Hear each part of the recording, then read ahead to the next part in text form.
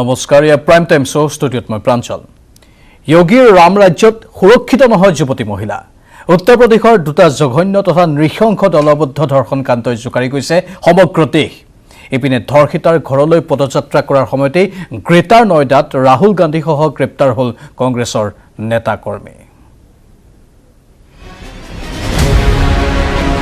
গ্ৰেপ্তাৰ হল ৰাহুল গান্ধী গ্ৰেপ্তাৰৰ পিছতে হতবাক ৰাহুল গান্ধীৰ প্ৰশ্ন মই কি কৰিলো উত্তৰ প্ৰদেশত সংঘটিত জঘন্য দলবদ্ধ ধৰ্ষণ কাণ্ডই তুলপাৰ লগাইছে দেশ হাথৰছৰ ধৰ্ষণ কাণ্ডৰ ভুক্তভোগীৰ ঘৰলৈ প্ৰিয়ংকা গান্ধী ৰাহুল গান্ধীকে ধৰি আগবাঢ়িছিল এটা কংগ্ৰেছৰ দল আৰু তেতিয়াই বাধাৰ সন্মুখীন হল কংগ্ৰেছৰ দলটো ৰাহুল গান্ধীৰ অভিযোগ পুলিচে তেওঁলোকৰ ওপৰত লাঠিচালনা কৰিছিল ৰাহুল গান্ধীৰ প্ৰশ্ন এইখন দেশত খোজ কৰাৰ অধিকাৰ কেৱল প্ৰধানমন্ত্ৰীয়ে আছে নেকি সাধাৰণ মানুহৰ খোজ কৰাৰো কি অধিকাৰ নাই मैं अकेला शांति से यहाँ खड़ा हूँ मैं अकेला जाना चाहता हूँ 144 कहता है पब्लिक असेंबली मैं पब्लिक असेंबली नहीं करना चाहता हूँ मैं अकेला पैदल यहाँ से हाथरस जाना चाहता हूँ किस बेसिस पे आप मुझे गिरफ्तार कर रहे हैं ये मुझे बता दीजिए किस धारा में आप मुझे अरेस्ट कर रहे हैं मैं अकेला जाना चाहता हूँ लाठीचार्ज 188 में हम आपको अभी गिरफ्तार ये मुझे बताइए क्या है सर मैं बता रहा हूँ सर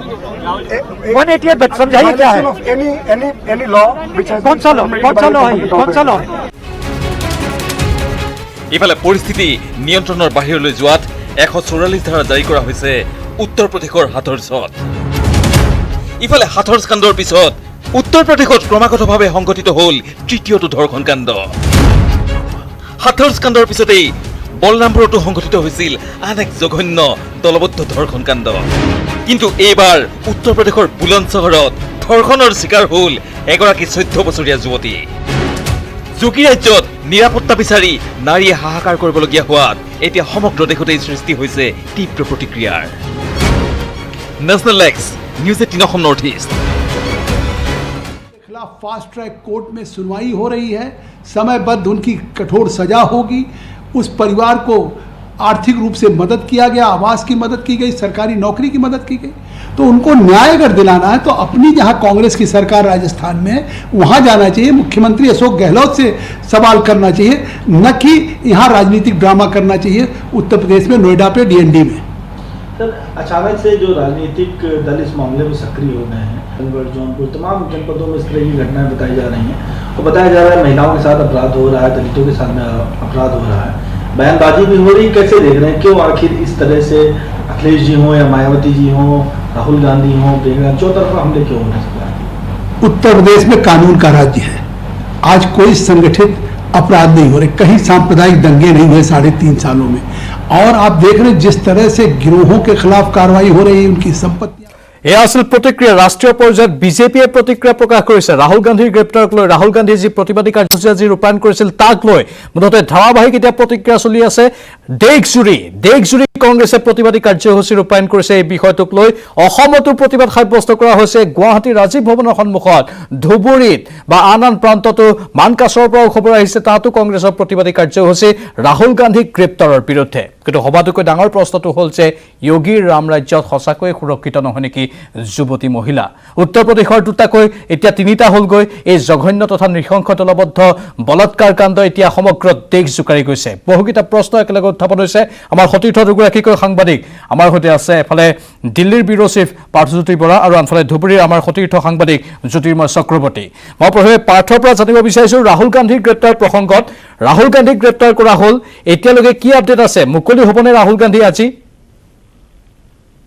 राहुल गांधी ग्रेप्तार करा हल आज राहुल गांधी যাব বিচাৰিছে राहुल गांधी भগ্নী सोनिया गांधी যাব বিচাৰিছে কংগ্ৰেছ নেতা যাব বিচাৰিছে হাতকালৈ যি হাতকালে নিঃসংখ গণধৰ্ষণ কাৰ্যটো সংঘটিত হৈছিল তাৰপিছত যুৱতীগৰাকীক হত্যা কৰা হৈছিল সেই যুৱতীগৰাকীৰ দলিত যুৱতীগৰাকীৰ পৰিয়ালৰ পাবলৈ ৰাহুল গান্ধী আৰু সোনিয়া গান্ধী ক্ষমা কৰিব প্ৰিয়ংকা গান্ধী যাব বিচাৰিছিল কিন্তু যোৱাৰ পাছতে গ্ৰেটাৰ নয়ডাৰ স্পেচৱে আছে সেই যমুনা স্পেচৱে উত্তৰ প্ৰদেশ ৰাহুল গান্ধী আৰু প্ৰিয়ংকা গান্ধীৰ যি কনভয় আছিল সেই কনভয়ত বাধা দিয়া পাৰ্থ মই এইখিনিতে ৰখাইছো আপোনাক আমি আকৌ আপোনাক যোগাযোগ কৰিম কাৰণ কিছু অসুবিধা পাইছো আপোনাৰ কথাখিনি যিমান স্পষ্ট হ'ব লাগে সিমান স্পষ্টকৈ অহা নাই হয়তো নেটৱৰ্কৰ কিছু অসুবিধা হ'ব পাৰে আমি আকৌ আপোনাৰ সৈতে যোগাযোগ কৰিম তেতিয়ালৈকে মই জ্যোতিৰ্ময়ৰ পৰা কিছু আপডেট লৈ লৈছো কাৰণ অসমতো এই ৰাহুল গান্ধীৰ গ্ৰেপ্তাৰৰ বিৰুদ্ধে আৰু উত্তৰ প্ৰদেশৰ যি ধাৰাবাহিক ধৰ্ষণ আৰু বলৎকাৰ ঘটনা সংঘটিত হৈ আছে আইন শৃংখলাজনিত পৰিস্থিতিৰ সৃষ্টি হৈছে সেই সন্দৰ্ভতে ব্যাপক প্ৰতিবাদী কাৰ্যসূচী ৰূপায়ণ কৰা হৈ আছে কংগ্ৰেছৰ তৰফৰ পৰা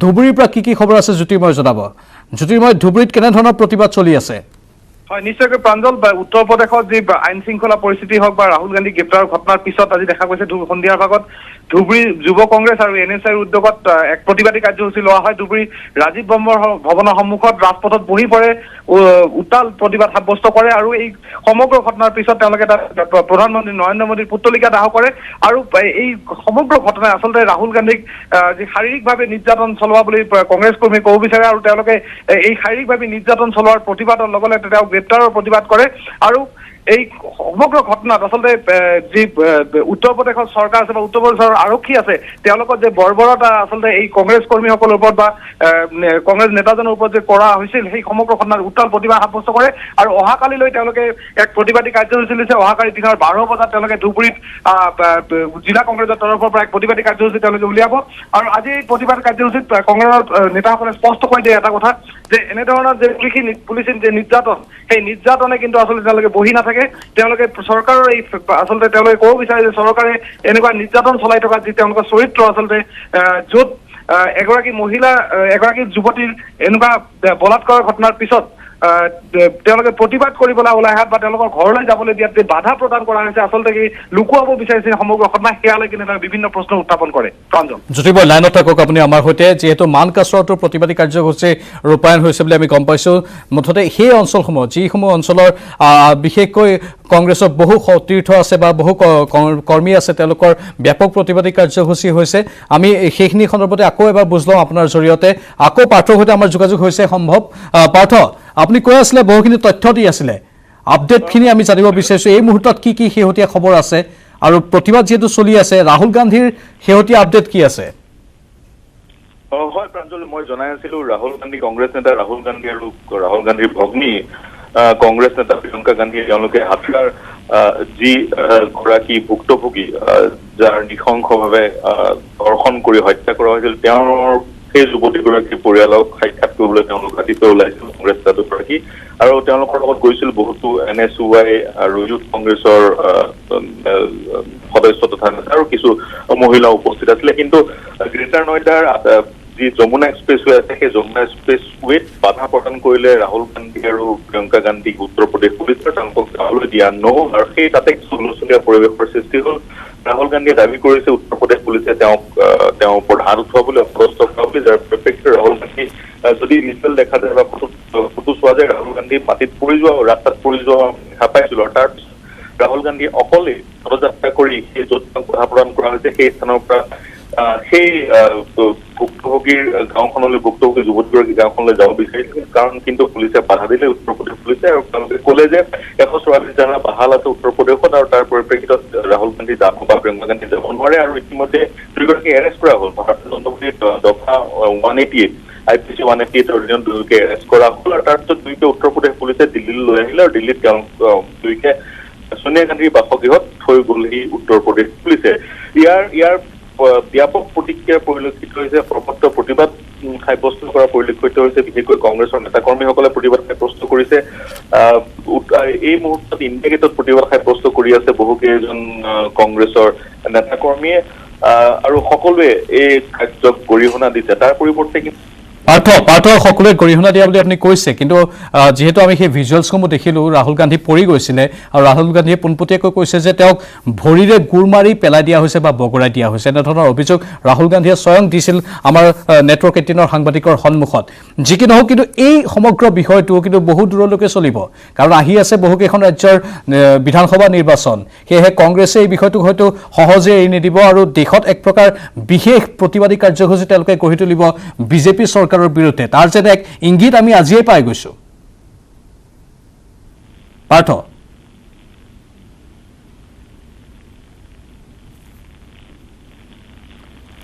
পাৰ্থৰ সৈতে আমাৰ সংযোগ হয়তো বিচ্ছিন্ন হৈছে জ্যোতিৰ্ময় এই প্ৰশ্নটোৱে আপোনাকে মই সুধিছোঁ জ্যোতিৰ্ময় চক্ৰৱৰ্তী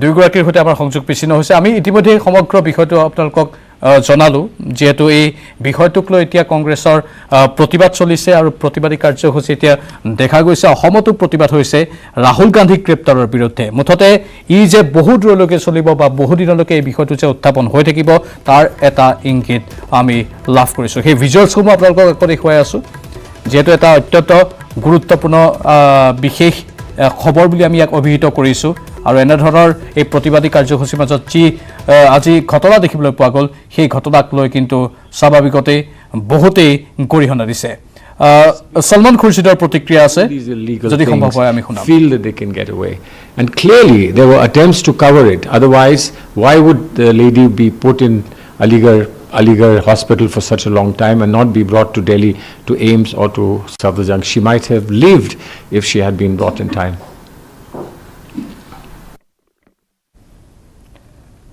মুঠতে এতিয়া দেশজুৰি এই বিষয়টোক কংগ্ৰেছে তুলি ধৰিছে আৰু কংগ্ৰেছৰ প্ৰতিবাদ এই মুহূৰ্ততো বিভিন্ন প্ৰান্তত চলি আছে বুলি আমালৈ খবৰ আহিছে ৰাহুল গান্ধীক এয়া অত্যন্ত বেয়াকৈ তেওঁলোকে প্ৰহাৰ কৰা বুলি অভিযোগ কৰিছে আমি কেইখনমান বিশেষ আলোকচিত্ৰ দেখুৱাইছোঁ বাগৰি পৰিছিল ৰাহুল গান্ধী আৰক্ষীৰ বিৰুদ্ধে খড়গহস্ত হৈ পৰিছে আৰু তেওঁলোকে অভিযোগ কৰিছে যে আৰক্ষীক অন্য কোনো লোকে নিয়ন্ত্ৰণ কৰিছিল বিশেষ অৰ্ডাৰ পোৱাৰ পাছতহে আৰক্ষী এনেধৰণে ৰাহুল গান্ধী বা কংগ্ৰেছ কৰ্মীসকলৰ বিৰুদ্ধে বিতুষ্ট হৈ পৰা বুলি অভিযোগ উত্থাপন কৰিছে ৰাহুল গান্ধী আৰু কংগ্ৰেছৰ কৰ্মী সমৰ্থকসকলে আমি পৰৱৰ্তী সময়ত লক্ষ্য ৰাখিম এই বিষয়টোক লৈ কংগ্ৰেছে কেনেধৰণৰ কাৰ্যসূচীসমূহ গ্ৰহণ কৰি থাকে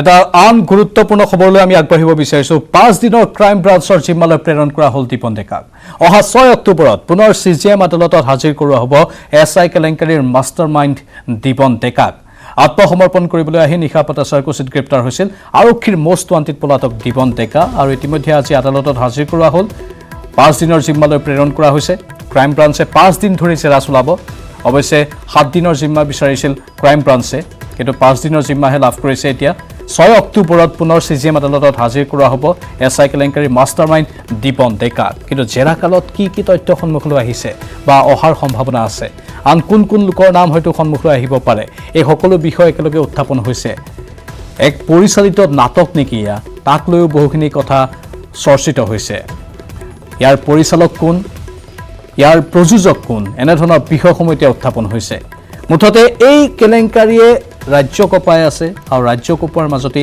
এটা নতুন টুইষ্ট আমি দেখিবলৈ পালোঁ দীপন ডেকা আত্মসমৰ্পণ কৰিলে অৱশ্যে আৰক্ষীয়ে কৈছে যে আত্মসমৰ্পণ কৰা নাই তেওঁক গ্ৰেপ্তাৰ কৰা হৈছে কিন্তু স্বাভাৱিকতেই এটা প্ৰশ্ন উত্থাপন হয় যে দীপন ডেকা যিহেতু এটা সময়ত বিজেপিৰ নেতা আছিল আৰু দীপন ডেকাৰ ওপৰত হয়তো হেঁচা প্ৰয়োগ কৰি হ'লেও দীপন ডেকাক কৰায়ত্ব কৰাত এক বিশেষ ভূমিকা লোৱা হ'ল সাংঘাতিক হেঁচা হয়তো লাভ কৰিছিল দীপন ডেকাই দীপন ডেকা যিহেতু অসমৰ নলবাৰীৰ বা পাটাচাৰকুছিৰ কেইটামান বিশেষ অঞ্চলতে আত্মগোপন কৰি আছিল তাৰ পাছতো তেওঁৰ সন্ধান নোপোৱাৰ কোনো যুক্তিয়ে নাই কিন্তু সন্ধান পোৱা যোৱা নাছিল অৱশেষত দীপন ডেকাক পোৱা গ'ল আৰু দীপন ডেকাক বৰ্তমান জেৰা চলাই থকা হৈছে এই সন্দৰ্ভতে অধিক জনাব আমাৰ সতীৰ্থ সাংবাদিক বলেন ভট্টাচাৰ্যই নিশাৰ ভাগলৈকে কি কি আপডেট সন্মুখলৈ আহিছে কি কি ভিতৰুৱা তথ্য আছে বলেন আপোনাৰ কাষলৈ গৈছোঁ পোনপটীয়া সম্প্ৰচাৰত চাওক আদালতৰ মজিয়াত হাজিৰ কৰাৰ পিছতে যিহেতুকে 5 দিনৰ আৰক্ষীয়ে জিম্মাত লাভ কৰিছে আৰু তাৰ পিছতে আদালতৰ পৰা পোনে পোনে আৰক্ষীৰ বিশেষ শাখাৰ কাৰ্যালয়লৈকে লৈ অহা হৈছিলে আৰু তাৰ পৰা এই মুহূৰ্তলৈকে আৰক্ষীৰ তৰফৰ পৰা কোনো তথ্য প্ৰকাশ কৰা হোৱা নাই যদিও বা দেখিব পোৱা গৈছে তৰফৰ পৰাই কিন্তু এই মুহূৰ্তত পুংখানুপুংখভাৱে আচলতে SI কেলেংকাৰী কিদৰে সংঘটিত হৈছিলে আৰু ইয়াৰ আঁৰত আচলতে কি কোন কোন থাকিব পাৰে এই সকলোবোৰ তথ্য আৰক্ষীয়ে সংগ্ৰহ কৰাৰ উদ্দেশ্যে ইতিমধ্যে জেৰা অব্যাহত ৰাখিছে কাৰণ 5 দিন পৰ্যন্ত জেৰা চলাব আৰক্ষীয়ে দীপন ডেকাৰ বিৰুদ্ধে আৰু তেনে অৱস্থাত ক'ব পাৰি যে হয়তো আৰক্ষীয়ে বহু তথ্য হয়তো এইগৰাকী দুষ্ট চক্ৰৰ পৰা হয়তো বহু তথ্য লাভ কৰিবলৈ সক্ষম হ'ব আৰু তেনে সমস্যাত ক'ব পাৰি যে আৰক্ষীয়ে হয়তো দীপন ডেকাৰ বাসগৃহ তথা অন্যান্য গুৱাহাটীত থকা তেখেতৰ কাৰ্যালয়ত হয়তো অভিযান চলোৱাৰ পূৰ্ণ সম্ভাৱনা থাকিব। কিন্তু এই মুহূৰ্তলৈকে লাভ কৰা তথ্য অনুসৰি যিহেতুকে যি SI কেলেংকাৰীৰ তথ্য পোহৰলৈ আহিছিলে 19 তাৰিখৰ পৰা আৰু তাৰ পিছতে ধাৰাবাহিকভাৱে আৰক্ষীয়ে অভিযান অব্যাহত ৰাখিছিলে দিবন ডেকাৰ বিৰুদ্ধে। কিন্তু তেনে সময়ছোৱাত দেখিবলৈ পোৱা গ'ল যে 10 দিন সময় পলাতক অৱস্থাত থকাৰ পিছত নিশ্চিতভাৱে যথেষ্টখিনি তথ্য ইতিমধ্যে আৰক্ষীৰ পৰা লুকাবলৈ চেষ্টা কৰিছে। কাৰণ দিবন ডেকাৰ হাতত পোৱা মোবাইলৰ পৰা আৰম্ভ কৰি যিখিনি তথ্য লাভ কৰিছে সেইখিনি বহুখিনি তথ্য লুকাবলৈ চেষ্টা কৰা হৈছে আৰু নষ্ট কৰাৰো এক তথ্য লাভ কৰা বুলি জানিব পৰা গৈছে। তেনে অৱস্থাত ক'ব পাৰি হয়তো এই ঘটনাত যিহেতুকে দিবন ডেকা তথা PK দত্তৰ কথা পোহৰলৈ আহিছে, গতিকে হয়তো PK দত্তক যদিহে গ্ৰেপ্তাৰ কৰিব পৰা হয় তেতিয়াহ'লে আৰক্ষীয়ে নতুন তথ্য হয়তো লাভ কৰিব আৰু সেই তথ্যৰ জৰিয়তে হয়তো ঘটনাৰ এক নতুন মূৰ লোৱাৰ সম্ভাৱনা আছে। কাৰণ এই মুহূৰ্তত অসমৰ ৰাইজে এটা কথাই জানিব বিচাৰিছে যে কাৰণ দিবন ডেকাই এদিন বা দুদিনতে এই ধৰণৰ এটা চাকৰিৰ বেহা মেলিবলৈ যি চেষ্টা চলাইছিলে সেই বেহা যে এদিন দুদিনত গঢ়ি উঠা নাই সেয়া কিন্তু নিশ্চিত। অৰ্থাৎ ক'ব পাৰি যে দীৰ্ঘ সময় ধৰি এটা এই চক্ৰান্ত চলাই আহিছিলে। প্ৰকৃত বা যিসকলে আচলতে মেধাসম্পন্ন প্ৰাৰ্থী সেইসকলক বঞ্চিত কৰি মাথোন টকাৰ বিনিময়ত চাকৰি প্ৰদান কৰি আহিছিলে, এটা চক্ৰ চলাই আহিছিলে আৰু এই ৰেকেটটোৰ আঁৰত যে আৰু আন বহু লোক আছে সেইসকলক যদি উৎখাত কৰিব পাৰে তাৰ কাৰণে আৰক্ষীৰ হাতত যি 5 দিন সময়ৰ জিম্বাত থাকিব, সেই জিম্বাত থকা সময়খিনিতে হয়তো আৰক্ষীয়ে এই সকলোবোৰ ক্লু লাভ কৰিবলৈ সক্ষম হ'ব। যিহেতুকে এই মুহূৰ্তলৈকে জেৰা যোৱাকালি নিশাৰ ভাগৰ পৰা আৰক্ষী যেতিয়া পাটাচাৰকুছিত গ্ৰেপ্তাৰ কৰা হৈছে দিবন ডেকাক, তাৰপিছতেই আৰক্ষীৰ বিশেষ শাখাৰ কাৰ্যালয়লৈকে লৈ অহা হৈছিলে। সেই সময়ৰ পৰা এই মুহূৰ্তলৈকে প্ৰায় 20 ঘণ্টা সময় ধৰি আৰক্ষীয়ে জেৰা চলালে। বহু সময় হয়তো আৰক্ষীয়ে তথ্য লাভ কৰিছে যিসমূহ এই মুহূৰ্তত সংবাদ মাধ্যমত প্ৰকাশ কৰা নাই একমাত্ৰ আৰক্ষী তদন্তৰ খাতিৰত। কাৰণ দিবন ডেকাৰ সতে থকা যিটো চেইন সেই চেইনডাল যদি ক'ৰবাত ভংগ হয় তেতিয়াহ'লে বাকীসকলক হয়তো আৰক্ষীয়ে গ্ৰেপ্তাৰ কৰাত হয়তো সমস্যাৰ সৃষ্টি হ'ব। যাৰ কাৰণে এই মুহূৰ্তলৈকে আৰক্ষীয়ে পুংখানুপুংখভাৱে ঘটনাটোৰ ক্ষেত্ৰত যাতে তদন্ত সঠিকভাৱে দিশত আগবঢ়াই লৈ যাব পাৰে তাৰ কাৰণে সংবাদ মাধ্যমৰ সন্মুখত কোনো ধৰণৰ মন্তব্য প্ৰকাশ কৰা নাই। কিন্তু এটা কথা ক'ব পাৰি যে ইয়াৰ পিছত যে আৰু অধিক ৰৌ বৰালি জালত পৰিব সেয়া কিন্তু নিশ্চিত বুলি ক'ব পাৰি।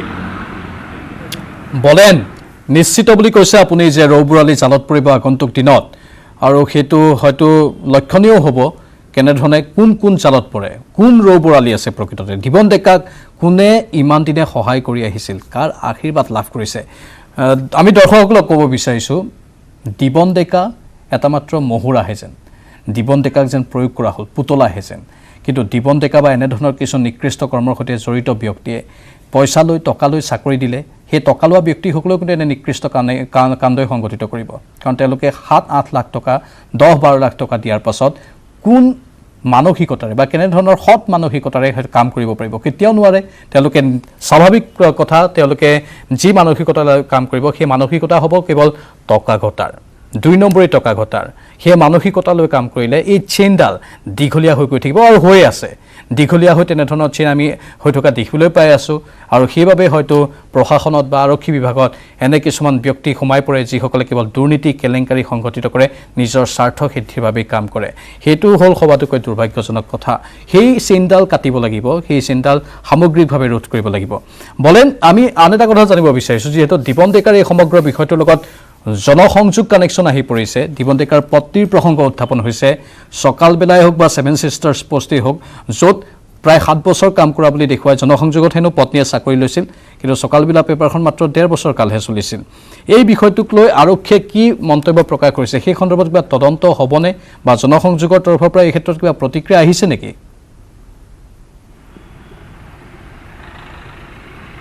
চাওক 2018 চনতে আৰম্ভ হোৱা সেই নিযুক্তি প্ৰক্ৰিয়া আছিলে জনসংযোগৰ, আৰু সেই জনসংযোগৰ পৰীক্ষা এদিন পূৰ্বে অনুষ্ঠিত হৈ যোৱাৰ তাৰ দ্বিতীয় দিনাখনেই ফলাফল ঘোষণা কৰা হৈছিলে। আৰু এই সমগ্ৰ প্ৰক্ৰিয়াতে দেখিব পোৱা গৈছিলে যে একাংশ অঙহী বঙহী ৰাজনৈতিক নেতা পালি নেতাৰ আচলতে চাকৰি লাভ কৰিবলৈ সক্ষম হৈছিলে, যিসকলৰ বিৰুদ্ধে পূৰ্বে অভিযোগ উত্থাপন কৰা হৈছিলে। একেই অভিযোগ আছিলে পঞ্চায়ত আৰু গ্ৰামোন্নয়ন বিভাগত ঘোষিত হোৱা বৰ্তমান নিযুক্তি লাভ কৰা প্ৰাৰ্থীৰ ক্ষেত্ৰতো। অৰ্থাৎ ক'ব পাৰি যে শেহতীয়াকৈ প্ৰকাশ পাইছে যে দিবন ডেকাৰ পত্নীয়ে মাথোন 18 মাহ কাৰ্যকাল বা বাতৰি কাকতত কাম কৰাৰ পিছতে চাকৰি লাভ কৰিছে, আৰু সেইগৰাকী বৰ্তমান জনসংযোগত কৰ্মৰত অৱস্থাত আছে।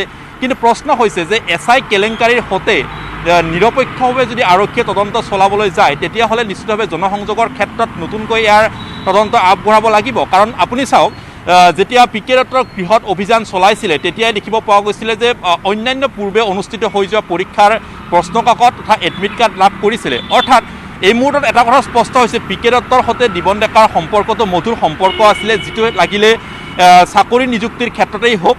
তেনে অৱস্থাত ক'ব পাৰি যদিহে দিবন ডেকাৰ গৃহ তথা অন্যান্য স্থানত এই যদি আৰক্ষীয়ে তদন্তটো সঠিকভাৱে আগবঢ়াই লৈ যাবলৈ চেষ্টা কৰে, তেতিয়াহ'লে নিশ্চিতভাৱে সেইসমূহত যদি অভিযান চলোৱা হয়, যদিওবা 10 দিন সময়সীমা লাভ কৰিছিলে আৰু এই সময়সীমাত হয়তো বহু তথ্য তেনেকুৱা তথ্যবোৰ হয়তো লুকুৱাবলৈ চেষ্টা কৰিব বা নষ্ট কৰিবলৈ চেষ্টা চলাইছে দিবন ডেকাই। কিন্তু তাৰপিছতো ক'ব পাৰি যে আৰক্ষী যদি নিৰপেক্ষভাৱে তদন্ত চলাই যায়, তেতিয়াহ'লে তেনেকুৱা ধৰণৰ তথ্য কিছু লাভ কৰিব। আৰু বিশেষকৈ যিহেতুকে পোহৰলৈ অহা মূল বিষয়টো হৈছে নিজৰ পত্নীক জনসংযোগত চাকৰি দিছিলে, নিযুক্তি দিছিলে, আৰু যিটো নিযুক্তি প্ৰক্ৰিয়া হৈছিলে যে এদিন পূৰ্বে পৰীক্ষা অনুষ্ঠিত হৈছিলে আৰু তাৰ দ্বিতীয় দিনাখন পৰীক্ষাৰ ফলাফল ঘোষণা হৈছিলে, আৰু সেই ফলাফল ঘোষণা হোৱাৰ পিছতেই বহু অভিযোগৰ আঙুলি উঠিছিলে। একমাত্ৰ নেতা পাল নেতা ৰাজনৈতিক অঙহী বঙহীয়ে চাকৰি লাভ কৰা বুলি অভিযোগ উত্থাপন কৰা হৈছে, যিটো বিষয় আজি পৰ্যন্ত তদন্ত নহ'ল। যদি আৰক্ষীয়ে নিৰপেক্ষভাৱে তদন্ত কৰিব বিচাৰে, পুনৰ উল্লেখ কৰিছে যদিহে আৰক্ষী নিৰপেক্ষভাৱে তদন্ত কৰিব বিচাৰে, এই ঘটনাটোক যদি পুনৰবাৰ তদন্তৰ আওতালৈ লৈ আহে জনসংযোগ কেলেংকাৰী, তেতিয়াহ'লে এই নিযুক্তি প্ৰক্ৰিয়াৰ পুনৰবাৰ পোহৰলৈ আহিব। একেদৰে ক'ব পাৰি যে পঞ্চায়ত আৰু গ্ৰামোন্নয়ন বিভাগৰ যি নিযুক্তি হৈছিলে, সেই নিযুক্তিৰ ক্ষেত্ৰতে আমি দেখিবলৈ পাইছিলোঁ নলবাৰী জিলাখনতে বহু এনেকুৱা প্ৰাৰ্থী আছিলে যি প্ৰাৰ্থীসকলে ৰাজনৈতিক নেতা পাল নেতাৰ অঙহী বঙহী আছিলে, তেখেতসকলে চাকৰি লাভ কৰিছিলে। পৰৱৰ্তী সময়ছোৱাত আদালতৰ মজিয়ালৈ যোৱা গ'ল, কিন্তু তাৰপিছতো কোনো ধৰণৰ এই মুহূৰ্তলৈকে কোনো ধৰণৰ নিষ্পত্তি নহ'ল গোচৰ। অৰ্থাৎ ক'ব পাৰি যে শেহতীয়াকৈ অনুষ্ঠিত হৈ যোৱা দুৰ্নীতিৰ বিৰুদ্ধে শূন্য সহনশীল স্থিতি গ্ৰহণ কৰা সোণোৱাল চৰকাৰৰ কাৰ্যকালত যি দুটা নিযুক্তি হৈছিল, সেই নিযুক্তিত ব্যাপকভাৱে খেলি মেলি থকাৰ অভিযোগ থকাৰ পিছত এই মুহূৰ্তত যিহেতুকে SI কেলেংকাৰীৰ তথ্য পোহৰলৈ আহিছে, তাৰ লগত সাঙুৰ খুৱাই দিবন ডেকা বা পিকে দত্তৰ লগত যদি এই ঘটনাটো যদি পুনৰ দুটাকৈ আছুতীয়াকৈ ইয়াত তদন্ত কৰে, তেতিয়াহ'লে হয়তো এনেকুৱা পূৰ্বে নিযুক্তি লাভ কৰা সেই প্ৰাৰ্থীসকলৰো হয়তো মুখা খোল খাব, বা আচলতে যি অনিয়ম আৰু বক্ৰপথেৰে চাকৰি লাভ কৰিছিলে সেইসকল প্ৰাৰ্থীৰ ক্ষেত্ৰত নিশ্চিতভাৱে এটা সঠিক তদন্ত যদি আগবঢ়ায়, তেতিয়াহ'লে হয়তো সকলো কথা ৰহস্যসমূহ ফাদিল হ'ব অসমৰ ৰাইজৰ সন্মুখত। ধন্যবাদ জনাইছোঁ বলেন এইখিনি তথ্যৰ বাবে। PNRD কেলেংকাৰীৰ ক্ষেত্ৰত দেৱব্ৰত শইকীয়াই মুখ্যমন্ত্ৰীলৈ পত্ৰ লিখিছিল আৰু মুখ্যমন্ত্ৰীয়ে কৈছে যে সেই কেলেংকাৰীৰো তদন্ত হ'ব। আমি লক্ষ্য ৰাখিম এই তদন্ত প্ৰক্ৰিয়াসমূহ প্ৰকৃততে কিমান গতিশীল হয়, কিমান ক্ষিপ্ৰতাৰে হয়, বা যিসকল আচল এই সমগ্ৰ কেলেংকাৰীৰ খলনায়ক তেওঁলোক জালত পৰে নে নাই। কেৱল দুই এজনক ধৰিলে নহ'ব, মূল মানুহ যিকেইজনে নিয়ন্ত্ৰণ কৰি আছে আৰু সেই নিয়ন্ত্ৰণ কৰা কেইজন প্ৰচুৰ শক্তিশালী মানুহেই হ'ব লাগিব, সেইসকল জালত পৰে নে নাই। দ্য প্ৰাইম টাইম চলি থাকিব আৰু বহুকেইটা বিষয় আছে আমি আপোনালোকৰ বাবে লৈ আহিম। তাৰ পূৰ্বে চমু বাণিজ্যিক বিৰতিৰ সময়। SI কেলেংকাৰীৰ মষ্ট ৱান্টেড দিবন ডেকাক নিলম্বন কৰা হ'ল। বিজেপিৰ প্ৰাথমিক সদস্য পদৰ পৰা নিলম্বন কৰা হ'ল দিবন ডেকাক। ৰাজ্যিক বিজেপিৰ সভাপতি ৰঞ্জিত কুমাৰ দাসে দিবন ডেকাক নিলম্বন কৰিলে আৰু দিবন ডেকাক দালাল আখ্যা দিছে সভাপতি ৰঞ্জিত কুমাৰ দাসে। মন্ত্ৰীয়ে দিবন ডেকাক চিনি নোপোৱাটো স্বাভাৱিক বুলিও তেওঁ কৈছে। মোৰ কাৰ্যকালত দিবন ডেকাক কোনো কাম দিয়া নাই, এই মন্তব্য ৰঞ্জিত দাসৰ। লগতে তেওঁ এটা কথা কৈছে যে দালালবোৰ সদায় প্ৰভাৱশালী হয়। এই দালালবোৰ প্ৰভাৱশালী কিয় হয়? দালালবোৰে এটা সুসম্পৰ্ক গঢ়ি থাকে বিভিন্নজনৰ সৈতে, তেওঁলোকৰ আচল ৰূপটো নেদেখুৱায়, সেইকাৰণে প্ৰভাৱশালী হয় নেকি? মুখা পিন্ধি থাকে, তৈলমৰ্দন কৰে, ছাৰ কয়, দাদা কয়, যিকোনো সময়ত লগত থাকিবলৈ চেষ্টা কৰে, সেইবাবেই তেওঁলোক প্ৰভাৱশালী হয় নেকি? তেওঁলোকক সেইবাবেই হয়তো তেওঁলোকৰ আচল মুখাৰ আৰু মুখখন ধৰিব নোৱাৰি গুৰুত্ব দিয়া হয় নেকি? প্ৰশ্ন কাকত ফাটিলৰ সৈতে বিধায়ক বিমল বৰা কোনোপধ্যে জড়িত নহয় বুলি কৈছে ৰঞ্জিত দাসে আৰু ক্লিন চিট দিছে তেওঁ।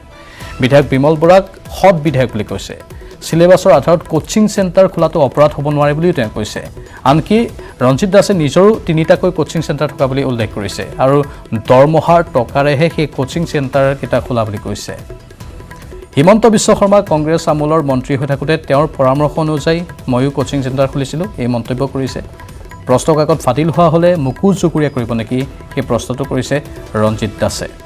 কিন্তু আন কেইটামান বিশেষ বিষয় যে ৰঞ্জিত দাসে এতিয়া দালাল আখ্যা দিলেও দিবন ডেকাক, এতিয়া দিবন ডেকাৰ বিভিন্ন কুকীৰ্তিৰ কথা ক'লেও বা দালালবোৰ সাধাৰণতে প্ৰভাৱশালী হয় বুলি ক'লেও বহুতৰ মনত এইকেইদিন চৰ্চিত হৈ থকা বা বহুতৰ মুখত শুনি থকা কথাটো হ'ল যে বিজেপিয়ে যিমান সংখ্যক এতিয়া সদস্য লৈ আছে, সদস্য ভৰ্তি বাৰু এটা দলৰ বাবে লাগিব, সেই সদস্য ভৰ্তিৰ সময়ছোৱাত সেই সদস্যসকলক চালি জাৰি নোচোৱাকৈ জোৰে তোৰে সদস্যকে নিজৰ দলত অন্তৰ্ভুক্ত কৰাটো যুক্তিসংগতনে, সেই প্ৰশ্নটো বহুতে উত্থাপন কৰিছে। কাৰণ দিবন ডেকা এতিয়া দালাল হ'ল, কিন্তু কালিলৈকে দিবন ডেকা এগৰাকী সৎকৰ্মী আছিল দলটোৰ বাবে। কিন্তু প্ৰকৃত তথ্যখিনি সন্মুখলৈ অহাৰ লগে লগে মুখাখন খোল খোৱাৰ লগে লগেহে দিবন ডেকাৰ এতিয়া দালাল আখ্যা পাইছে, কিন্তু তাৰ পূৰ্বে দালাল আখ্যা পোৱা নাছিল। এনেধৰণৰ যিহেতু এটা বৃহৎ দল, আৰু বৃহৎ দলত বাৰু কোন মানুহ কি ধৰিবও নোৱাৰি, কিন্তু অলপ চালি জাৰি চোৱাটো দৰকাৰ। সদস্য ভৰ্তিৰ সময়ছোৱাটো, তেওঁৰ বেকগ্ৰাউণ্ড কি, তেওঁ ক'ৰ পৰা আহিছে, কেনেধৰণৰ ব্যক্তি, সেই সকলো যদি চালি জাৰি চোৱা হয় তেতিয়াহ'লে অলপ হ'লেও দলৰ ভিতৰচোৱাত এনে মানুহ কমিব যিখিনি মানুহক লৈ এতিয়া চিন্তিত হৈ থকা দেখিবলৈ পোৱা গৈছে বিজেপি দলটোক। ৰঞ্জিত দাসে আজি কি ক'লে শুনাই ল'ব বিচাৰিছোঁ। আৰক্ষীৰ যি নিযুক্তি সন্দৰ্ভত যি SI সাব ইন্সপেক্টৰৰ যি পৰীক্ষা বাতিল কৰা সন্দৰ্ভত বিভিন্ন বিতৰ্ক আহিছিলে, আৰু তাত আপোনালোকে বিজেপিৰ কাৰ্যকৰ্তাৰ কথাও আপোনালোকে মোকো সুধিছিলে আগতে, আৰু সেই পৰিপ্ৰেক্ষিতত যিদিনাখনে পৰীক্ষা বাতিল কৰাৰ পিছত দিবন ডেকাৰ যেতিয়া নাম উচ্চাৰণ হৈছিলে, আৰু তেতিয়াই মই আপোনালোকৰ সন্মুখত কৈছিলোঁ যে ভাৰতীয় জনতা পাৰ্টীৰ কোনোবা যদি কাৰ্যকৰ্তা যদি স্পষ্ট ৰূপত যদি ইয়াতে যদি জড়িত আছে, তেতিয়াহ'লে ভাৰতীয় জনতা পাৰ্টীৰ সেই কাৰ্যকৰ্তা বা সদস্যগৰাকীক আগতে গ্ৰেপ্তাৰ কৰিব লাগে বুলি মই আপোনালোকক সংবাদ মাধ্যমৰ জৰিয়তে মই অসম চৰকাৰক আহ্বান জনাইছোঁ। যোৱা 3 বছৰৰ কাৰ্যকালত মই স্বাক্ষৰিত কোনো দায়িত্ব অৰ্পণ কৰা নাছিলোঁ। গতিকে 42 লাখ কাৰ্যকৰ্তা সদস্য হিচাপে থকাৰ সময়ত বিভিন্ন বিভাগত বিভিন্ন ক'ৰবাত হয়তো নিযুক্তি পাব পাৰে, কিন্তু মই সভাপতি হোৱাৰ পিছৰ পৰা দিবন ডেকাক কোনো নিযুক্তি দিয়া নাছিলোঁ। এই কথাষাৰ মই আগতে কৈছিলোঁ। গতিকে আজি আমি তেওঁ যিহেতু প্ৰাথমিক সদস্য, তেওঁ কোনো দলৰ নেতা নহয়, তেওঁ এগৰাকী ভাৰতীয় জনতা পাৰ্টীৰ প্ৰাথমিক সদস্য। গতিকে আমি তেওঁক প্ৰাথমিক সদস্যৰ পদৰ পৰা আমি নিলম্বিত কৰিছোঁ। আনফালে SI কেলেংকাৰীত প্ৰদেশ কংগ্ৰেছৰ মাত মতাৰ অধিকাৰ নাই। প্ৰতিবাদত সৰব ৰিপুণ বৰাক উভতি ধৰি গৰজি উঠিল বিজেপি নেতা পদ্ম হাজৰিকা, লক্ষ্য কোঁৱৰ। APSC কেলেংকাৰীত কলংকিত কংগ্ৰেছক নিজৰ ইতিহাস সুচৰিবলৈ আহ্বান জনাইছে এই দুই বিজেপি নেতাই। SI নিযুক্তি কেলেংকাৰীক লৈ চৌদিশে প্ৰতিক্ৰিয়া, সমালোচনাৰ খেলত শাসকীয় মন্ত্ৰী বিধায়কো, বিভিন্ন দল সংগঠনৰ লগতে প্ৰতিবাদমুখৰ কংগ্ৰেছো। মুখ্যমন্ত্ৰীলৈও সন্দেহৰ আঙুলি তুলিলে প্ৰদেশ কংগ্ৰেছৰ সভাপতি ৰিপুণ বৰাই। বিজেপি দল ইয়াত জড়িত আছে, মুখ্যমন্ত্ৰী জড়িত আছে, আৰু দিবন ডেকাই এই গোটেই কথাবিলাকৰ মধ্যস্থতা কৰিছিল। ৰিপুণ বৰাৰ প্ৰতিক্ৰিয়াৰ পিছতেই ৰিপুণ বৰাক উভতি ধৰিছে বিজেপি নেতাই। পদ্ম হাজৰিকাই ক'লে, আৰক্ষীৰ উপ পৰিদৰ্শক কেলেংকাৰীৰ বিষয়ে কথা কোৱাৰ অধিকাৰ ৰিপুণ বৰাৰ নাই।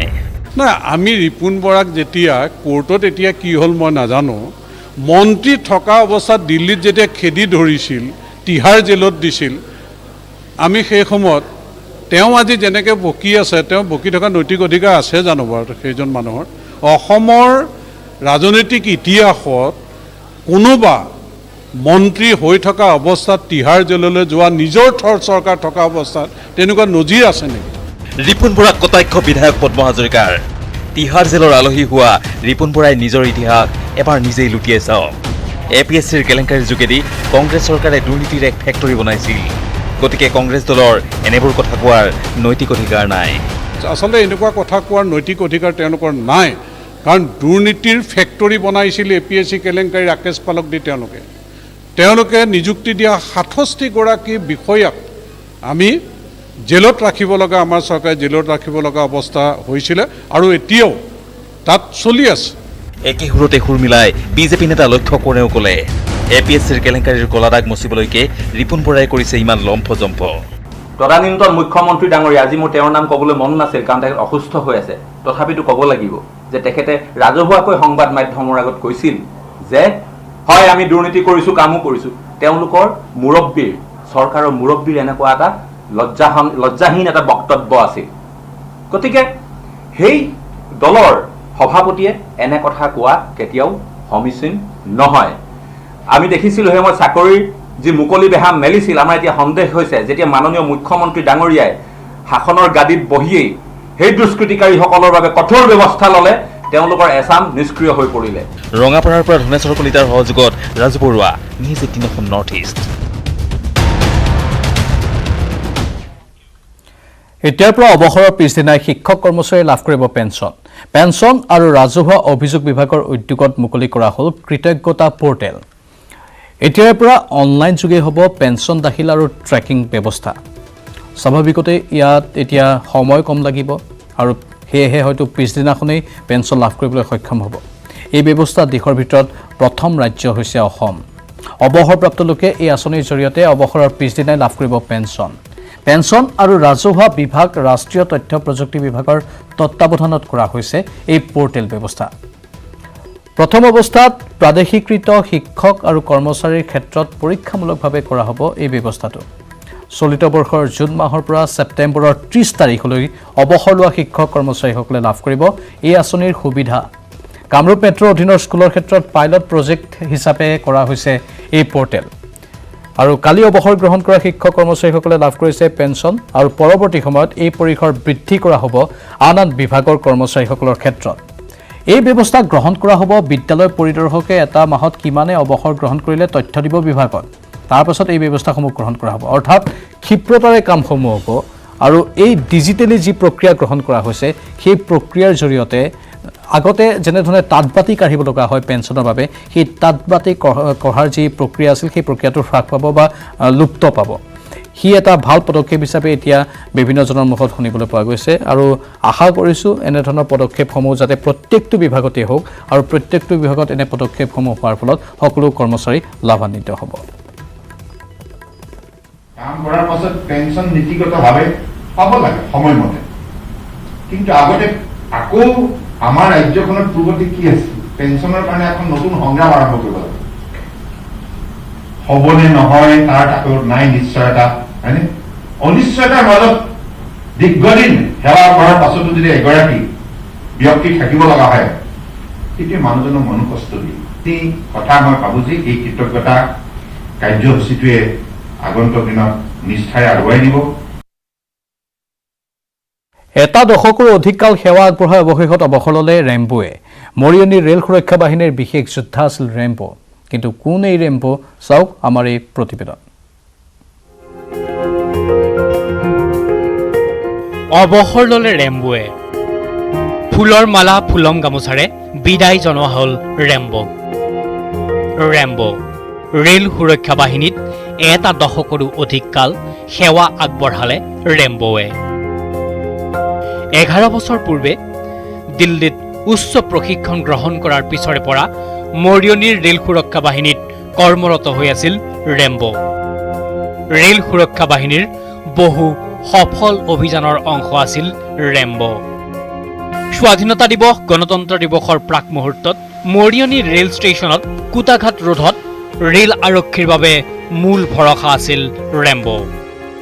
স্মাৰ্ট ৰেম্বোৰ সৈতে ৰেল সুৰক্ষা বাহিনীৰ প্ৰতিজন বিষয়া জোৱানৰ গঢ় লৈ উঠিছিল একাত্মতা। ৰেল সুৰক্ষা বাহিনীৰ ডগ স্কোৱাডৰ অন্যতম সদস্য আছিল ৰেম্বো। বুধবাৰে ৰেম্বোক কৰ্মজীৱনৰ পৰা আনুষ্ঠানিকভাৱে বিদায় জনায় মৰিয়নিস্থিত ৰেল সুৰক্ষা বিভাগৰ বিষয়া জোৱানসকলে। ৰেম্বোৱেও চেলুট মাৰি প্ৰদৰ্শন কৰে সন্মান। ৰেম্বোৰ 2 মাহ বয়সৰে পৰা 11 বছৰে লালন পালন কৰা ৰেল সুৰক্ষা বাহিনীৰ জোৱানসকলে বিদায়খনত ৰেম্বোৰ কথা কৈ উচুপি উঠে। আৱেগ বিহ্বল এটি মন লৈ ৰেম্বোৱেও বিদায় ল'লে সুদীৰ্ঘদিন সেৱা আগবঢ়োৱা মৰিয়নিৰ ৰেল সুৰক্ষা বাহিনীৰ কৰ্মস্থলীৰ পৰা। 2 মাহৰ পৰা লগৰ ৰাখি নিজৰ বাচ্চাৰ দৰে কৰিছোঁ। এটা ৰেলৱে সম্পত্তি বুলি নহয়, নিজৰ বাচ্চাৰ নিচিনাতে মৰম চেনেহ কৰিছিলোঁ। 11 বছৰ দিন তাৰ লগত থাকিলোঁ। থাকি মেলি তাৰ পাৰফৰ্মেঞ্চো ভাল আছিলে আৰু বহুত জেগাত মই কম্পিটিশ্যনতো গৈছোঁ। 3-4 গৈছোঁ। বেংগলোৰ গৈছোঁ, আপোনাৰ দিল্লী গৈছোঁ, তাৰপাছতে কলিকতাও গৈছোঁ। অল ইণ্ডিয়া ডগ কম্পিটিশ্যনতো গৈছোঁ। তাৰ পাৰফৰ্মেঞ্চ বহুত ভাল আছিলে। কৰ্মজীৱনৰ মাজতে সৰ্বভাৰতীয় পৰ্যায়ত বিভিন্ন প্ৰতিযোগিতাত অংশগ্ৰহণ কৰি সুনাম অৰ্জা ৰেম্বোৰ কৰ্মজীৱনৰ অৱসৰৰ পিছত নতুন ঠিকনা যোৰহাটৰ পোহৰ নামৰ বেচৰকাৰী সংস্থাটো। মৰিয়নিৰ পৰা Jyotiprasad Gogoi, news 18 Assam north east. ৰাজ্যত এতিয়া পুনৰ আন এক আঞ্চলিক ৰাজনৈতিক দলৰ ৰূপমুকনি এইবাৰ জনজাতীয় উমৈহতীয়া আঞ্চলিক দল খোলাৰ চিন্তা চৰ্চা কৰা হৈছে পিছে কাৰ পৃষ্ঠপোষকতাত আহি আছে এই নতুন দলটো বিধানসভা নিৰ্বাচনলৈ সাজু হৈছে শাসক বিৰোধীসকলো চাৰিওফালে বলিছে নিৰ্বাচনী গৰম বতাহ তাৰ মাজতে যেন চলিছে নতুন ৰাজনৈতিক দল খোলাৰ অঘোষিত প্ৰতিযোগিতা এইবাৰ জনজাতীয় উমৈহতীয়া আঞ্চলিক দল খোলাৰ যুঁজা চলিছে 15 অক্টোবৰত গুৱাহাটীৰ ITA চেণ্টাৰত হ'ব অভিৱৰ্তন আৰু তাতেই জন্ম লাভ কৰিব এই নতুন আঞ্চলিক ৰাজনৈতিক দলটো জনজাতিসমূহৰ দীৰ্ঘদিনীয়া সমস্যাসমূহ সমাধানৰ উদ্দেশ্যে জনজাতিসমূহৰ সমন্বয়ৰক্ষী সমিতিয়ে জন্ম দিব এই নতুন দলটোৰ নাম এতিয়াও চূড়ান্ত হোৱা নাই যদিও নতুন দলটোৰ নাম হ'ব পাৰে ইউনাইটেড পিপলছ ফ্ৰণ্ট আগন্তুক নিৰ্বাচনত অসমৰ 65টা সমষ্টিত প্ৰতিদ্বন্দ্বিতা আগবঢ়াব এই দলটোৱে প্ৰায় 65টা সিটত ডিসাইড কৰে ট্ৰাইবেল ভোটাৰ্ছে অসমৰ 126টাৰ ভিতৰত 65টা মানে বিধানসভা আসনত যথেষ্ট গুৰুত্বপূৰ্ণ ভূমিকা কৰে প্ৰদান কৰে ট্ৰাইবেল ভোটাৰ্ছবিলাকে ডিসাইড কৰে গতিকে ক'ত আমাৰ কেণ্ডিডেট থাকিব জনজাতিসমূহৰ সমস্যা সমাধানৰ প্ৰতিশ্ৰুতি দিয়া আঞ্চলিক বা ৰাষ্ট্ৰীয় দলৰ সৈতেও বুজাপৰা কৰিবলৈ সাজু আছে এই নতুন দলটো আৰু জনজাতিসকলৰ যিবিলাক দীৰ্ঘদিনীয়া সমস্যা এই সমস্যাৰ সমাধানৰ কাৰণে প্ৰতিশ্ৰুতি যদি কোনোবা দলে দিয়ে ৰাষ্ট্ৰীয় দলে হওক বা আঞ্চলিক দলে হওক তেতিয়াহ'লে তেওঁলোকৰ লগত এটা বুজাপৰাও হৈ যাব পাৰে এতিয়া লক্ষণীয় হ'ব এই নতুন আঞ্চলিক ৰাজনৈতিক দলটোৱে অসমৰ ৰাজনীতিত আগন্তুক দিনসমূহত কি প্ৰভাৱ পেলায় জাগিৰোডৰ পৰা Ajay Pal news 18 Assam north east the prime time show' চলি থাকিব এইখিনিতে সময় হৈছে বাণিজ্যিক বিৰতিৰ পুনৰ স্বাগতম 2021 চনৰ নিৰ্বাচনী ৰণলৈ সম্পূৰ্ণৰূপে সাজু হৈছে এতিয়া গেৰুৱা দল বিজেপি গেৰুৱা দলটোৰ যুৱ ব্ৰিগেডেও বান্ধিছে টঙালি 3 আৰু 4 অক্টোবৰত ভাৰতীয় জনতা যুৱ মৰ্চাৰ অসম প্ৰদেশে শিৱসাগৰত বজাব নিৰ্বাচনী ৰণসিঙা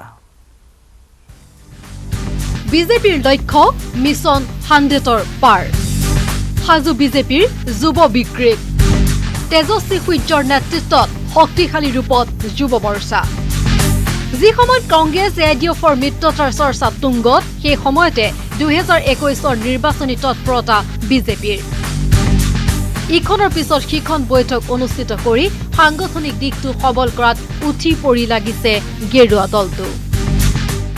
দলটোৰ যুৱ ব্ৰিগেডেও বান্ধিছে নিৰ্বাচনলৈ টঙালি বিৰামহীন কাৰ্যসূচীৰে বিজেপি প্লাছ সমান 100+ৰ লক্ষ্য লৈ 21ত পুনৰ চৰকাৰ গঠনৰ তৎপৰতা বিজেপি যুৱ মৰ্চাৰ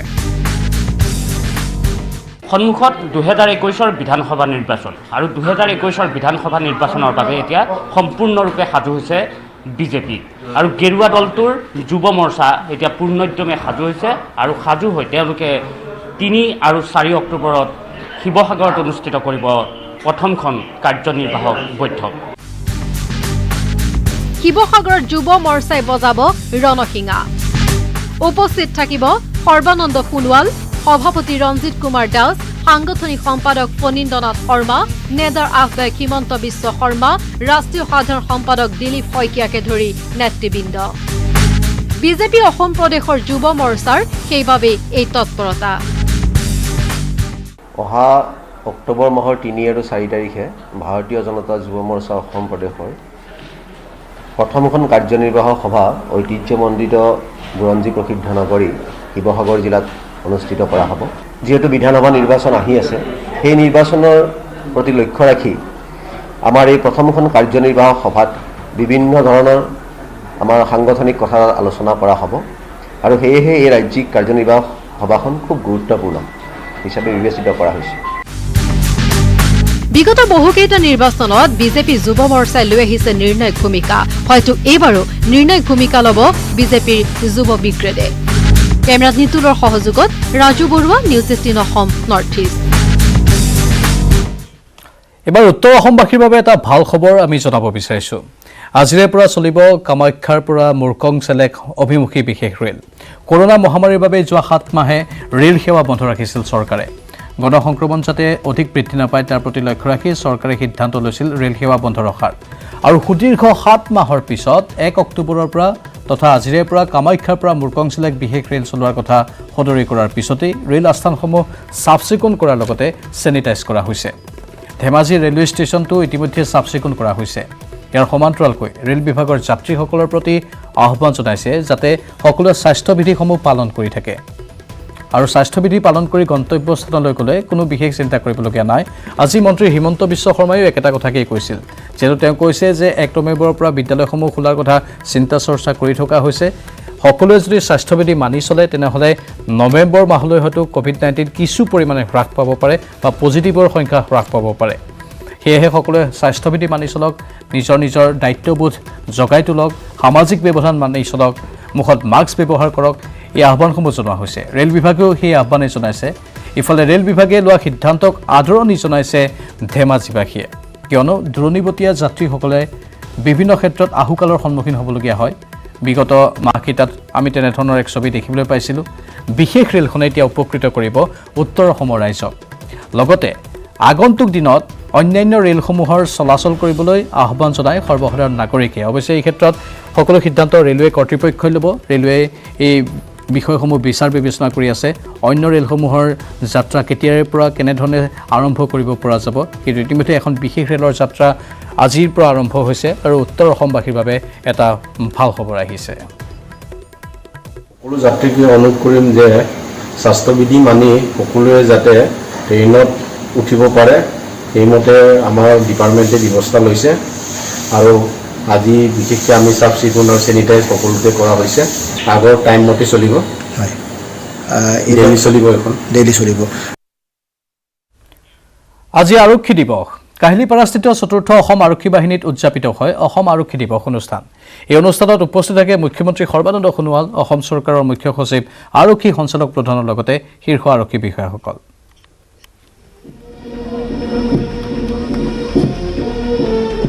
অসম আৰক্ষীৰ 70 সংখ্যক প্ৰতিষ্ঠা দিৱস মহানগৰীৰ কাহিলীপাৰাত থকা 4ৰ্থ অসম আৰক্ষী বেটেলিয়নৰ চৌহদত অনুষ্ঠিত কৰা হয় আৰক্ষী দিৱসৰ কেন্দ্ৰীয় কাৰ্যসূচী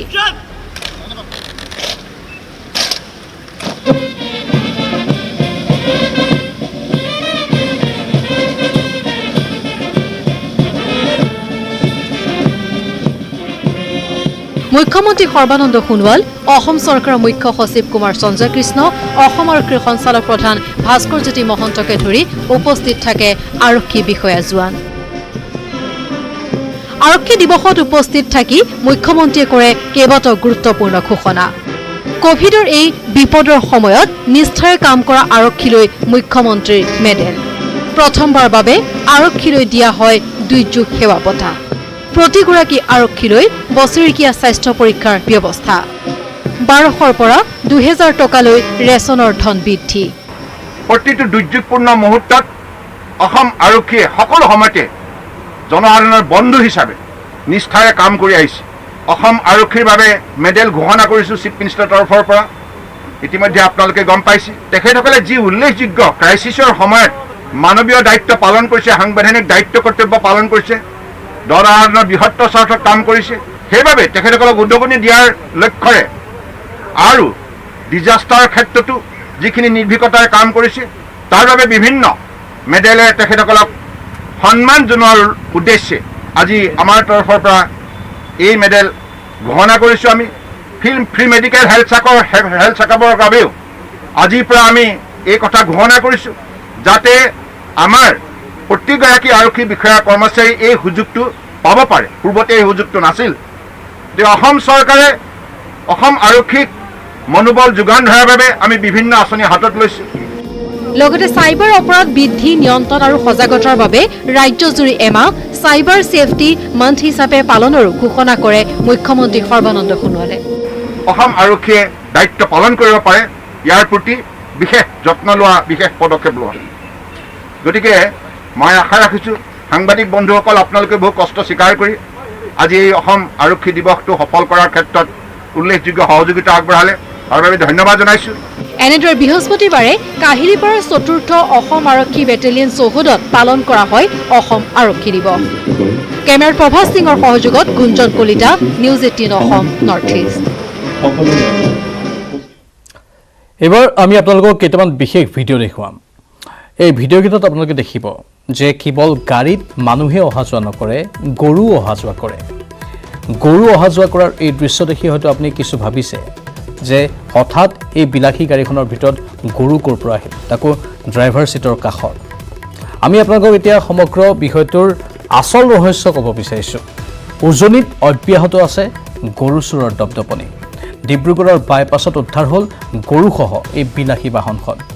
বৃহস্পতিবাৰে ডিব্ৰুগড়ৰ ডিকমৰ নৱনিৰ্মিত বাইপাছত উদ্ধাৰ হ'ল 3টা গৰুসহ এইখন ভিষ্টা বাহন।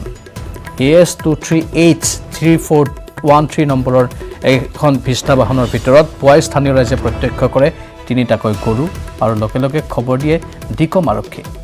আৰক্ষীয়ে বাহনসহ গৰুকেইটাক জব্দ কৰে। গৰু চুৰি কৰি আহি থকা অৱস্থাত এই বাহনখনত প্ৰকৃততে ইন্ধন শেষ হৈছিল, যাৰ বাবেহে ডিকমৰ লংচু বাইপাছত ৰৈছিল আৰু তেতিয়াই সকলো কথা ধৰা পৰিল। যদি এই বাহনখন তাত নৰলহেঁতেন হয়তো স্থানীয় লোকসকলৰ চকুৰ পৰা সাৰি গ'লহেঁতেন বা এই গৰু সৰবৰাহ কৰাত সফল হ'লহেঁতেন এই চক্ৰটো। এইদৰে গৰুসহ বাহনখন ইন্ধন শেষ হোৱাৰ বাবেই এৰি থৈ পলায়ন কৰে গৰু চোৰৰ দলটোৱে। আৰু অৱশেষত স্থানীয় লোকসকলে এই গৰু চোৰৰ দলটোৰ গাড়ীখন জব্দ কৰে, আৰক্ষীক খবৰ দিয়ে, গৰুকেইটাক তাৰ পৰা উলিয়াই আনে।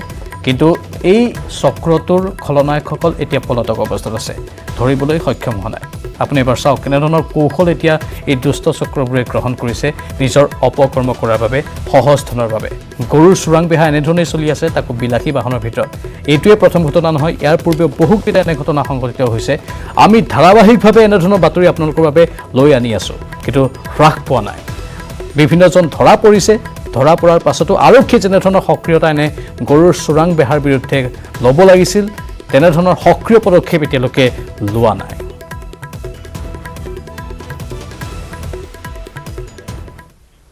দ্য প্ৰাইম টাইম শ্ব' চলি থাকিব। এইখিনিতে পুনৰ সময় হৈছে বাণিজ্যিক বিৰতিৰ।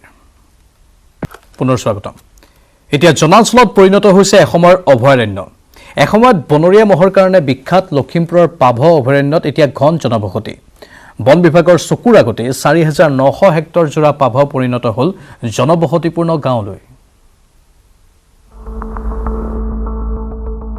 এসময়ৰ অভয়াৰণ্য এতিয়া জনাৰণ্য। জনাৰণ্যত পৰিণত হ'ল এসময়ত বনৰীয়া মহৰ কাৰণে বিখ্যাত লখিমপুৰৰ পাভ অভয়াৰণ্য। বন বিভাগৰ চকুৰ সন্মুখতে 4,900 হেক্টৰ ভূমিজোৰা পাভ অভয়াৰণ্য পৰিণত হ'ল জনবসতিপূৰ্ণ গাঁৱলৈ। গছ গছনি বনৰীয়া জীৱ জন্তুৰ বিপৰীতে পাভত এতিয়া দেখিবলৈ পাব কেৱল সন্দেহজনক নাগৰিকৰ বসতি আৰু সুবিধাবাদীৰ বেদখল। বিগত 60ৰ পৰা 80 দশকৰ ভিতৰতে পাভত আৰম্ভ হৈছিল বেদখল। চৰকাৰ আৰু বন বিভাগৰ নিৰ্লিপ্ততাৰ সুযোগ লৈ প্ৰথমে ধৰ্মীয় সংখ্যালঘু লোকসকলে আৰু পিছত নৈপৰীয়া একাংশ জনজাতীয় লোকে সমুলঞ্চে বেদখল কৰিলে পাভ সংৰক্ষিত বনাঞ্চল। সংখ্যালঘু যিবিলাক ধৰ্মীয় লোক আছে তেওঁলোকে 80 দশকৰ আগৰ পৰাই এই অঞ্চলত বাস কৰিছে আৰু তেওঁলোকে বিভিন্ন ইয়াত চৰকাৰী সা সুবিধা লাভ কৰিছে। কিন্তু যিবিলাক খিলঞ্জীয়া জনগোষ্ঠী, ইয়াৰ অসমৰ ভূমিপুত্ৰ যাক কোৱা হয়, তেওঁলোকৰ কোনো সা সুবিধা নাই। তেওঁলোকে দখল কৰি থকা, তেওঁলোকে কৃষি কৰ্ম কৰি জীয়াই থকা সেই মাটিকণকো তেওঁলোকে ফৰেষ্ট ৰিজাৰ্ভে মানে ছ'চিয়েল ফৰেষ্ট্ৰীৰ নামত বেদখল কৰিছে। প্ৰকৃতিপ্ৰেমী আৰু সংবাদ মাধ্যমে বাৰম্বাৰ দৃষ্টিগোচৰ কৰাৰ পিছত পাভত বন বিভাগৰ সামাজিক বনানীকৰণৰ দ্বাৰা কিছু অংশত ফেন্সিং মাৰি গছপুলি ৰোপণ কৰা হৈছিল যদিও এতিয়া গছ দেখিবলৈ নাই পাভ অভয়াৰণ্যত। অৰ্থাৎ আমি বুজি পাইছোঁ যে এইটো পাভ বনাঞ্চল, কিন্তু পাভ বনাঞ্চলত আজি এজোপা গছো নাই। তাৰ বাবে জগৰি আমি চৰকাৰক দিম, এতিয়া চৰকাৰে হওক বা আগৰ চৰকাৰে হওক। একাংশৰ অভিযোগ মতে দায়িত্বত থকা বন বিভাগৰ বিষয়া কৰ্মচাৰীয়ে টেক্সৰ বিনিময়ত খেতি কৰিবলৈ অনুমতি দিয়ে সুবিধাবাদী লোকক। ক'ব বিচাৰোঁ যে সেইটো আমি শুনি আহিছোঁ, ইয়াতে কণ্ট্ৰেক্টৰগিৰি কৰা কিছু মানুহে, ইয়াতে প্লেণ্টেশ্যন কৰা কিছু কণ্ট্ৰেক্টৰগিৰি মানুহে ইয়াতে কিছু টকা লয়। তো ওৱান ছাইড কিছু মানুহৰ আমাক কিলঞ্জীয়া মানুহবিলাকৰ জেগাখিনিক য'ত খেতি মাটি কৰি কিলঞ্জীয়া মানুহে বসবাস কৰি আছে, খাই আছে ইমান বছৰ 1979ৰ পৰা, সেইখিনি জেগাক বেছি প্লেণ্টেশ্যন কৰা পৰিলক্ষিত হৈছে। শীঘ্ৰে সংশ্লিষ্ট কৰ্তৃপক্ষই ব্যৱস্থা গ্ৰহণ নকৰিলে কেৱল কাগজ পত্ৰতহে বৰ্তি থাকিবগৈ পাভ অভয়াৰণ্য। লখিমপুৰৰ পৰা সঞ্জীৱ লাহন, নিউজ 18 অসম নৰ্থ ইষ্ট। যোৰহাটৰ এটা ভৱনে জলাকলা খুৱাইছে কেইবাটাও চৰকাৰী বিভাগক। এই ভৱনটোৰ বাবে শেহতীয়াকৈ আদালত অৱমাননাৰ গোচৰ ৰুজু হৈছে যোৰহাটৰ উপায়ুক্ত, অতিৰিক্ত উপায়ুক্তকে ধৰি কেইবাগৰাকীও শীৰ্ষ চৰকাৰী বিষয়াৰ বিৰুদ্ধে। কিন্তু কি আছে এই ভৱনটোত, চাওঁ আহক আমাৰ এক এক্সক্লুচিভ প্ৰতিবেদন। আদালত অৱমাননা কৰিছে যোৰহাট জিলা উপায়ুক্তই, আদালত অৱমাননা কৰিছে অতিৰিক্ত উপায়ুক্তই, আদালত অৱমাননা কৰিছে গড়কাপ্তানি বিভাগৰ কাৰ্যবাহী অভিযন্তা, ৰাজহ শাখাৰ আয়ুক্ত সচিব আৰু NF ৰেলৱেৰ জেনেৰেল মেনেজাৰে। গুৱাহাটী উচ্চ ন্যায়ালয়ে আদালত অৱমাননাৰ গোচৰ ৰুজু কৰিছে এই আটাইকেইজন চৰকাৰী উচ্চপদস্থ বিষয়াৰ বিৰুদ্ধে। কিন্তু কিয়? যোৰহাট নগৰৰ এটা ভৱন, ভৱনটোত পৰিছে প্ৰশাসনৰ হাতুৰিৰ কোব। প্ৰথমে চলিল এক্সকেভেটৰ আৰু এতিয়া হাতুৰিৰ কোব। আৰু এই ভৱনটোৰ বাবেই বিপদত পৰিছে জিলা উপায়ুক্তকে ধৰি কেইবাটাও বিভাগৰ কেইবাজনো উচ্চপদস্থ বিষয়া। এখন নিৰ্মীয়মান ফ্লাইঅভাৰৰ বাবে অধিগ্ৰহণ কৰা হৈছিল যোৰহাট নআলিস্থিত এই ভৱনটোৰ বাবদ দিয়া হৈছিল ক্ষতিপূৰণো। তৎসত্ত্বেও ভৱনটো ভঙাৰ বাবে চৰকাৰী বিভাগ ৰোষত পৰিছে আদালতৰ। নআলিৰ উৰণীয়া সেতু নিৰ্মাণ কৰিবলৈ যাওঁতে মোৰ পিছফালে থকা এই ভৱনটোৰ বাবে জ্বলা-কলা খাব লগা হৈছে কেইবাটাও বিভাগৰ বিষয়াসকলে। আৰু অৱশেষত এই ভৱনটো ভাঙি বৰ্তমান ন্যায়ালয়ৰ ৰোষত পৰিছে বহুকেইজন শীৰ্ষ চৰকাৰী বিষয়া। ডক্টৰ পল্লৱ বৰকাকতি নামৰ চিকিৎসকগৰাকীৰ এটা চিকিৎসা কেন্দ্ৰ আছিল নআলিস্থিত ভৱনটোত। নআলি ৰেল ক্ৰছিঙত নিৰ্মাণ কাৰ্য চলি থকা উৰণীয়া সেতুৰ বাবে চিকিৎসকগৰাকীৰ 3.3 লেচা মাটি চৰকাৰে অধিগ্ৰহণ কৰিছিল। কিন্তু তেওঁৰ 6.5 লেচা মাটিত আছিল ভৱনটো। চৰকাৰে ভৱনটোৰ বিনিময়ত ক্ষতিপূৰণ আদায় দিলে, কিন্তু মাটিৰ ক্ষতিপূৰণৰ ক্ষেত্ৰত দিলে 3.3 লেচা মাটিৰ। বাকী থকা 3.2 লেচা মাটিৰ ক্ষতিপূৰণ বিচৰাৰ লগতে 3 দশক জুৰি চলাই অহা চিকিৎসা কেন্দ্ৰটো স্থানান্তৰ কৰিবলৈ কিছু সময় বিচাৰি যোৰহাটৰ উপায়ুক্তক আবেদন জনাইছিল। কিন্তু এই ক্ষেত্ৰত কোনো সঁহাৰি নোপোৱাত তেওঁ আদালতৰ দ্বাৰস্থ হয় আৰু আদালতে মাটিডোখৰৰ ক্ষেত্ৰত 2019 চনতেই জাৰি কৰিছিল স্থগিতাদেশ। যিহেতু আমাৰ কোৰ্টৰ নিৰ্দেশ থকা স্বত্তেও বিল্ডিংটো ভাঙি পেলোৱা হ'ল, তেতিয়া মহামান্য অনাৰেবল আমাৰ গণতান্ত্ৰিক দেশৰ আইনী চবতকৈ ডাঙৰ বুলি কোৱা হয়, তেওঁলোকক অৱমাননা কৰা হৈছে। অৱমাননা যেতিয়া কৰিছে, নিশ্চয় সেই অৱমাননাৰ কিবা এটা মীমাংসা কোৰ্টৰ ফালৰ পৰা অহা উচিত বুলি ভাবোঁ। কিন্তু এই কেইবামহলীয়া ভৱনটো অধিগ্ৰহণ কৰা অংশ নভঙাকৈ আগ নাবাঢ়ে উৰণীয়া সেতুৰ নিৰ্মাণৰ কাম।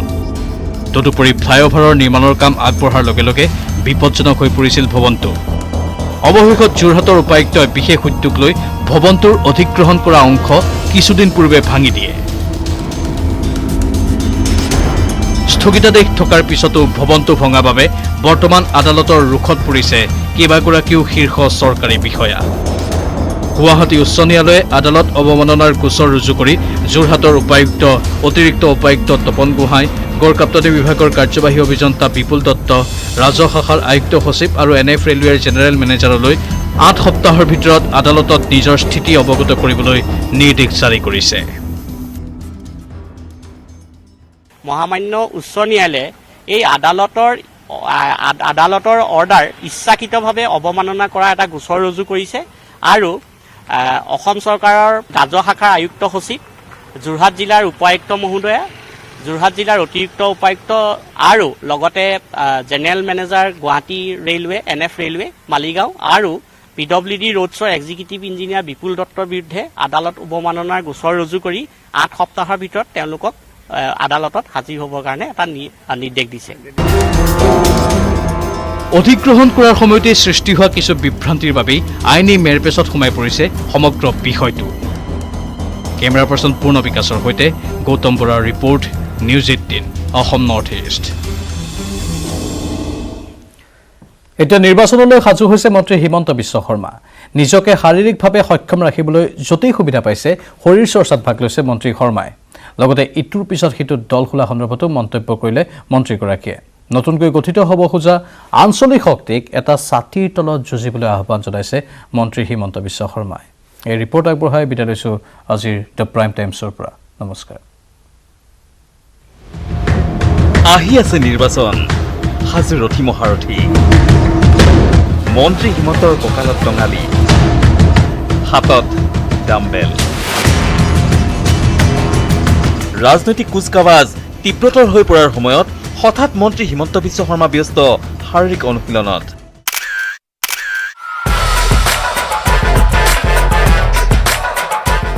ধনবল জনবল নেদেখুৱাই মন্ত্ৰী হিমন্তই এইবাৰ বাহুবল দেখুৱাবলৈ সাজু নেকি?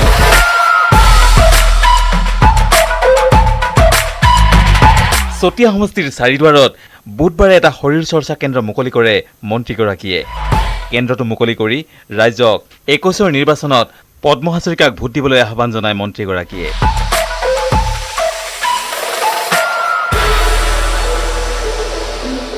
আজি চতিয়া সমষ্টিত দিনজোৰা কেইবাটাও কাৰ্যসূচী লৈ ইয়ালৈ আহিছোঁ।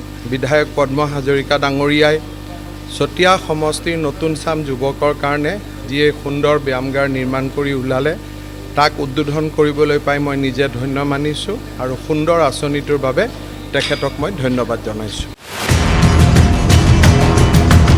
ইফালে ৰাজ্যত পাইকাৰী হাৰত আঞ্চলিক ৰাজনৈতিক দল গঠন কৰা সন্দৰ্ভত মন্ত্ৰী হিমন্ত বিশ্ব শৰ্মাৰ কটাক্ষ।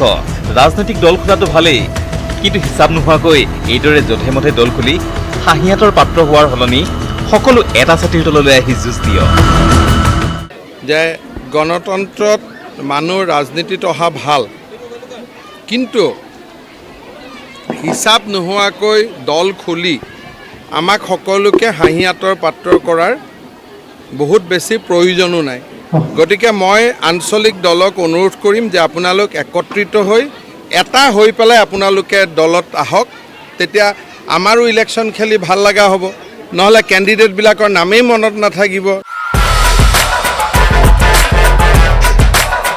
ৰঙাপাৰাৰ পৰা ধনেশ্বৰ কলিতা আৰু বিশ্বনাথৰ পৰা Tushar Hazarika, news 18 Assam north east.